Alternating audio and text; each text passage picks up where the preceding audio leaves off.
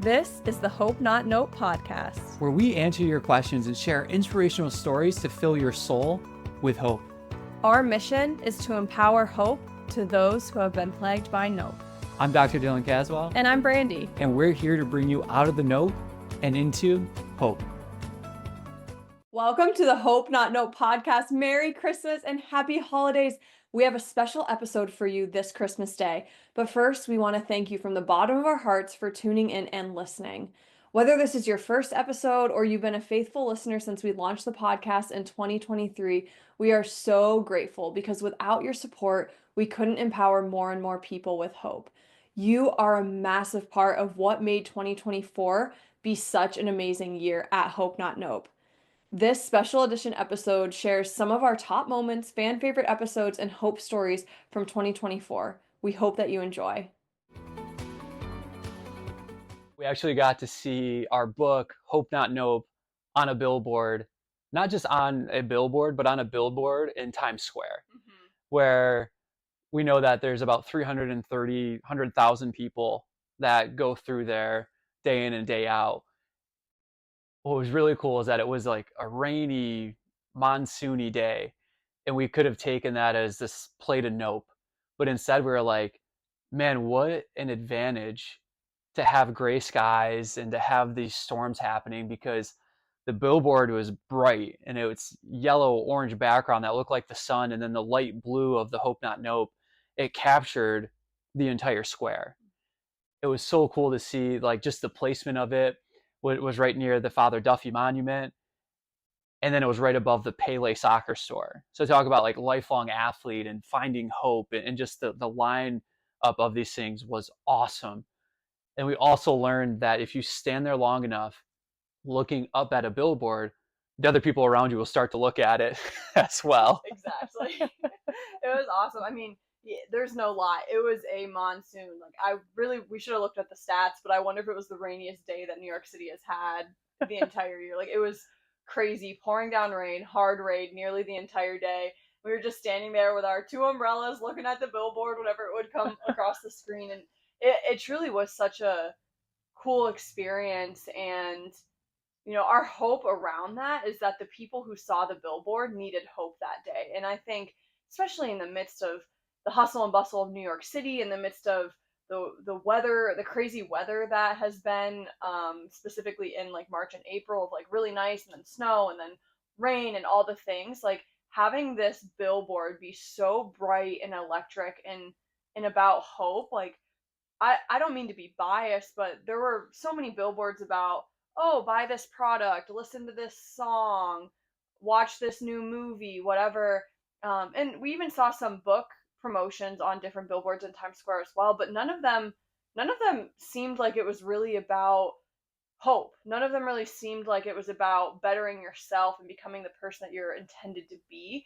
And so for me, it was just such a moment of surrealness and awe of like, this billboard in this book and this message means so much more, and what a gift it was to at least be in front of nearly 330,000 people that day. And of course, like, we have social media and stuff where it could potentially reach even more and maybe into the millions someday. But it was such a cool moment. And it was only a month after, 1 year of celebrating the book too. So it was just so cool. Definitely top 10 moments of my life. So that's why it's my/our hope story. Anything else from the trip that you want to share about that was a hope story for you? In particular to the billboard, I mean, it was just so unreal to see that, of just like how hilarious it is that it was like in Times Square. And notoriously, if you know me, I struggle with New York City because of how busy it is. I struggle with it because the people that are the heroes aren't getting the credit that they deserve. Like, everyone's looking for stars, and we saw so many people out in the storm sweeping up garbage, and they're like the dustpan being just full of water. And I was just like, man, what a world it would be if we would run to these people and go, can we get a picture with you for the work that you're doing? Like, they're just so underappreciated. It's so busy. There's so much main character syndrome. There's so much just like, I need to be to this point, get out of my way, I'm going to run into you to get to that point. The subway system confuses me. I just, as far as big cities go, I struggle in New York City. And the fact that the first like huge promotion was in the busiest part of the biggest city that we have in the States was just kind of like hysterical to bring me to that point. But then to shift my own perspective and my own biases from being in there. So it was one of the better trips that I've had to the city. But I will say it's so surreal, like it's still soaking in that something like this could happen. You know, coming from a small town, coming from a school that doesn't have a lot of money, coming from a background of dyslexia and grammar issues, to seeing a book that you wrote on a billboard in Times Square, it doesn't seem real. And to me, it was that first taste of like when you put in all this work and then the achievement, part of the achievement is reached because we're just getting started.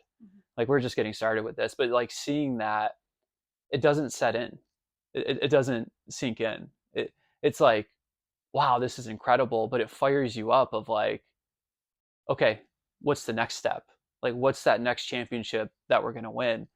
And a few days after that, we did see that the book was ranked #1 on Amazon for a few days, and it's been kind of bouncing in and out of there. And I was like, man, the next step is that this stays at #1, not from a point of it just like being #1, but because that's an objective measure that we have, that it's the message of hope is reaching people, that it's getting to the volumes that we want it to get to when the time is right.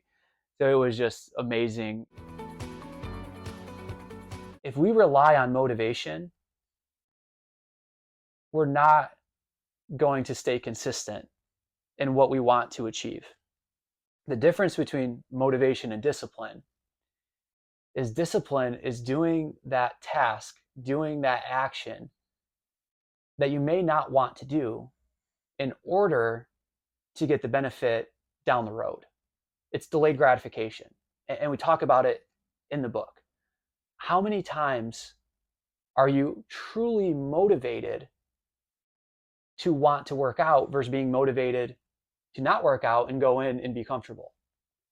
How many times are you truly motivated to wake up early and go to work? Versus how many times you're motivated to want to call in or take those few extra minutes in bed? Motivation is the act or the desire of wanting to do something. Discipline is doing it despite the circumstances because you understand that it's going to get you towards your long-term goal.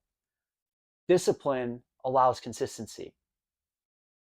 Motivation allows a bunch of ups and downs, hopping into it, hopping out of it, hopping into it, hopping out of it. We cannot rely on motivation to reach long-term goals. We have to get the behavior of discipline and the habit of discipline. Now, discipline becomes much easier when we understand why we're doing the particular behavior, what it's working us towards, and we have that thing that we're working towards that we're excited about, right? That's what gets me up early. I get excited to do these podcasts, to write more, to speak more, to be with more people. Like that gets me excited to be disciplined. In the times of being disciplined, there's times that I'm motivated to not do work and motivated to take some downtime. But what keeps me from doing that is the habit of discipline or the behavior of discipline. Yeah, I think another way to say it, motivation is almost like present, like kind of narrow-minded of like whatever you're fixated on in that moment. I don't want to say like whatever you're feeling in that moment because I don't necessarily think it's always about feeling, but motivation is very much like whatever in that moment, where discipline keeps the full picture. Yeah. Because there's times where your motivation and your discipline align. And that, I mean, I think that would That's be great. the goal, Yeah. right? Like we want our motivation and our discipline to be aligned. But when they're not, it takes the discipline to remember the full picture of what your authentic motivation and desire is, what your goal is, and that there's times when if your motivation is wavering, the discipline keeps like the full picture in mind. Brandy was super excited to participate because she got to be in the venue where Olympians compete, which was really cool. which takes us to event 1. We met at Mount Van Hoevenberg, where the bobsled team practices and the bobsled trail is for the Olympians. The event was announced, and there's not really a form that goes out before the events to tell you that, hey, these are the events, this is what you can expect. So it's all pretty unexpected. It was announced, we got there, there's a bunch of mountain bikes. I'm like, oh, Brandon, you might be biking. But the event was a 2-mile run, but then you add on 0.75 miles going up the bobsled trail, like on the bobsled track, which is where Brandy's new nickname came in, Bobsled Brandy. We're going to see how long we can stick with that. But the first question I have for you, for background, Brandy had chronic pain. She had complex regional pain syndrome. Before she had complex regional pain syndrome, she had a stress fracture in her foot. They're always multifactorial, but one factor was running. So now we know that your brain associates running with stress fracture, and then stress fracture with complex regional pain syndrome. How do you get back to an activity that has this relation in the brain that this thing it could be bad for me? This thing could create an injury, which then could create this prolonged period of suffering. How do you get past that to run 0.75 miles up a bobsled track? Bobsled tracks are meant to go down, which means there's no flats in this. This whole thing is going up. I'm walking up the side of it to try to capture the videos of it. And I got to the top and I'm exhausted and I was walking and you ran up this thing. What advice do you have to get over the fear? Well, I think that number one, it was so cool. And thank you for the awesome intro because you crushed it. But the bobsled, for me in that specific event, the way that I got over any fear that I had was looking at like how cool this opportunity was. I very much love to look at how things can be redeemed and how things can be made redemptive. And so flash backwards to last year, the run was super redemptive. It was my first finish of the year, or my highest finish of that year. And there was rain and things like that. And when I look back at when my foot originally started feeling the stress fracture symptoms, it was a race that was cold and rainy. So then but this past weekend, the exact same conditions were happening. It was rainy, it was cold. We were running through the woods. So it was very similar to how it was like 10 plus years ago when I had my injury. But instead of letting fear like cripple you, I do my best to look at like how can things be like redeemed. And so this past weekend, one way that it was redeemed was me getting excited of like, this is a really great experience.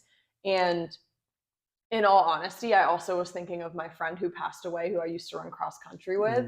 And I was thinking about how cool he would think that this was. And so instead of focusing on, oh, what if my foot starts bothering me, or what if it's painful or whatever, like I knew there was going to be discomfort. I knew like you can train hills all you want, like training a Adirondack like hill, a mountain, you can't do it unless you live up there, and I don't. And then it wasn't even a mountain, it was a bobsled course. So like you can train hills all you want, but like you're going to experience discomfort. But for me, like I think instead of like caving into fear, and I watched girls cave into fear around me. Like I passed a girl and I was like, no, you got this. And she was like, no, I don't. And you could just tell like in her voice and her posture that she was giving up and afraid to like continue to keep going. Where for me, I was like, this is redemptive and this is really flipping cool. How are you defining fitness?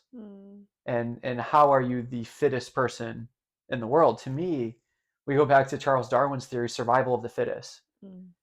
It's not about who can do the biggest bicep curl, who has the best bench press, the best squat. Being the fittest for survival means that you have the best ability to adapt. And if you have the ability to adapt better than other people to stressors, you're going to be more cheerful. Because things aren't going to throw you for a loop or knock you off or steal your happiness away. Happiness is a choice. Becoming hope is a choice. Being grateful is a choice. Practicing forgiveness, it's all a choice. And the better that you're able to adapt, the more fit you are, and the more fit you are, the more that you can do that, the better you cope, the more cheerful that you're going to be as an individual. So that's part of the conversation, is how are we defining fitness, and why are we doing fitness? Because there's a lot of people that have six packs that aren't cheerful. There's a lot of people that you would consider to be healthy by their physical makeup that are not. So how do we start to do that? Well, I think when people are cheerful and they're fit, to me, it's a result of the fulfillment that they have, right? Because we know that the body is the temple that carries the spirit. It carries the soul. If your spirit isn't what you desire for it to be, then why would you take care of the temple that carries it? You would just kind of trash it. But if your spirit is fulfilled, your soul is fulfilled, and you understand that the thing that you carry with you is so important, you're going to take care of the body, and you're going to put yourself into intentional adversity through exercising, because you know the benefits of doing that to support the temple, to carry the spirit. There was 8 events, and it was spread out 4 days. If you were in the top 10, if not, then it was 3 days. The athletes. So there were 10 events for the younger division. 10 events for the younger division. So this is not just like a day that they're working out. These are days that they're pushing themselves at higher intensity, climbing ropes, moving sandbags, doing deadlifts, running, snatch ladders. Like, it's incredible. It's like we see all these athletes out there, and we're just like, oh man, we need posters on our walls. Like, this is what we want to be. Like, setting the example. Their grandkids are there watching grandma and grandpa flexing, 6-pack abs, climbing ropes. Like, how cool. How cool is it? And there's so many hope stories that we're sharing. Maybe we'll share some other ones in the other podcasts. But one I want to share in a similar fashion is that a athlete came up to the booth, and this is the first very large competition. And by that, right, it's the 40 top athletes in the world in your division. So there's a lot of people traveling in. There's the crowd is being live streamed. There's a lot going on. And he came up to the booth, and he was just almost struggling a little bit, because he knew physically that he could do the work. But when he got out onto the competition floor, he said there was too much stimulus happening, and that he kind of would just lose it. And this was like, I think after the first or second day. But he was sharing this with us, and we got to share with him of that's common. The brain works by prediction. And now you know going into it what it's like. You know that you have previous experiences of your physical capabilities. So you know that you can do these things. You know, there's just this barrier of what's happening between the ears. So we got to hand him a copy of the book, and he went back to his hotel and read those first few chapters. And then the next day was a 1-rep max front squat. And he came back to our booth with a big smile on his face, and he goes, I got to tell you something. Like, we were talking about the brain working by prediction and all that. He goes, I just hit a PR with my front squat. Like, really? He goes, yeah. I thought it was 245 on the bar, but it was 255. My coach was screaming at me, but I couldn't hear him. Or her, I forget if it was a him or a her, but the coach was screaming at him, and he didn't know what they were saying.